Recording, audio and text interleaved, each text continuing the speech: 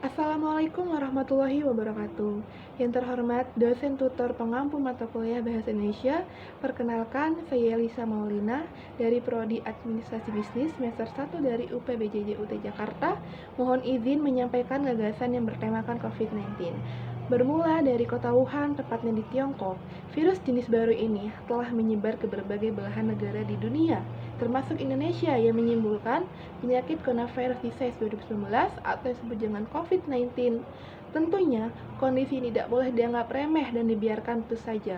World Health Organization atau WHO pun juga sudah menetapkan pandemi COVID-19 sejak 11 Maret 2020 yang lalu. Lalu, apa itu pandemi? Pandemi sendiri merupakan sebuah epidemi yang telah menyebar ke berbagai benua dan negara. Umumnya menyerang banyak orang, sementara epidemi sendiri adalah sebuah istilah yang telah digunakan untuk mengetahui peningkatan jumlah kasus penyakit secara tiba-tiba pada suatu populasi area tertentu. Lalu, COVID-19 atau Coronavirus Disease 2019 adalah penyakit baru yang disebabkan oleh virus dari golongan coronavirus yaitu SARS-CoV-2 yang juga disebut dengan corona. Agar penyebaran COVID-19 tidak makin meluas, beberapa negara memberlakukan kebijakan lockdown. Di Indonesia, pemerintah menetapkan kebijakan pemberlakuan pembatasan kegiatan masyarakat atau PPKM untuk menekan penyebaran virus ini. Dampak virus COVID-19 di Indonesia tak hanya merugikan dari sisi kesehatan saja. Presiden Joko Widodo juga mengatakan bahwa virus corona sangat berdampak pada perekonomian di Indonesia. Bukan hanya karena produksi barang saja yang terganggu, tetapi investasi pun juga terhambat. Berikut beberapa dampak virus COVID-19 di Indonesia. Lalu apa itu dampaknya? 1. Beberapa barang menjadi mahal dan langka ditemukan. Yang kedua, tempat ibadah tutup dan jamaah Indonesia batal berangkat umroh. 3. Kunjungan para wisatawan pun ke Indonesia menurun dan merusakkan tatanan ekonomi Indonesia serta impor barang menjadi sangat terhambat. Lalu bagaimanakah gejalanya?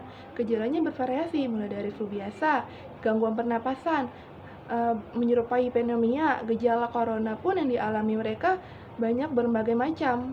Di antaranya ada demam tinggi juga, disertai menggigil, ada batuk kering pun, pilek, hidung berair, bahkan bersin-bersin, nyeri tenggorokan, bahkan sesak napas.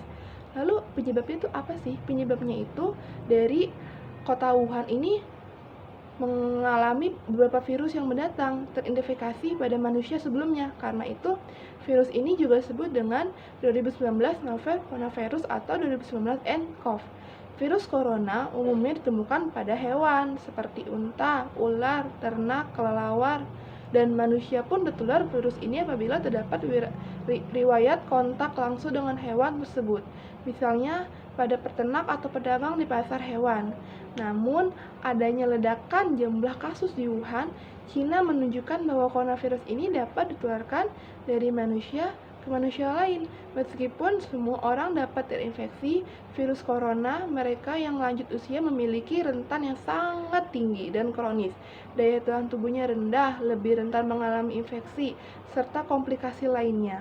Lalu bagaimana sih pencegahannya? Pencegahannya itu kita harus rutin mencuci tangan menggunakan sabun, air mengalir selama kurang lebih 20 detik. Apabila tidak memungkinkan persediaan air sabun, bisa menggunakan bahan alkohol ataupun hand sanitizer dan tidak boleh menyentuh hidung, mata, mulut, terutama bila tangan kotor.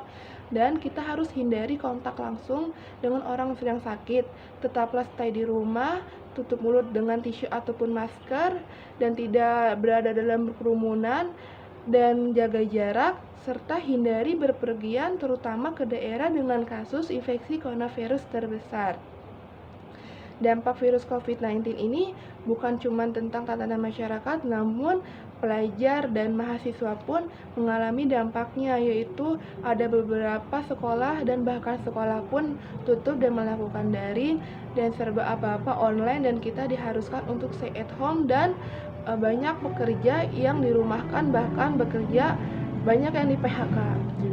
Mari kita cegah dan lawan virus COVID-19 dengan tetap diam diri di rumah, dengan memakai masker selalu. Walaupun sekarang COVID-19 ini telah mereda, namun tidak ada kemungkinan COVID-19 ini akan kembali lagi lonjakannya, karena COVID-19 ini telah memakan korban jiwa di Indonesia, bahkan sampai ratusan dan jutaan orang meninggal karena COVID-19.